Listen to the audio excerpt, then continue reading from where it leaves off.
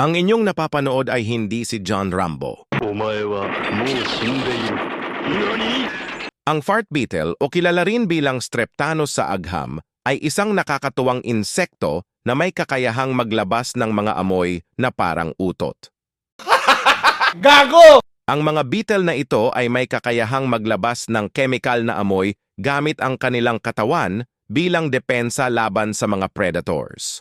Karaniwang matatagpuan sila sa mga kagubatan at nakalilito minsan ang kanilang pangalan dahil hindi talaga sila naglalabas ng utot gaya ng iniisip ng marami.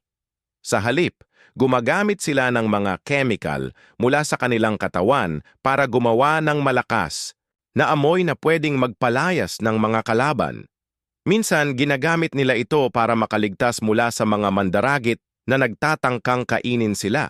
Ang fart beetle ay isa sa mga pinaka-interesanting insekto na may ganitong kakaibang paraan ng depensa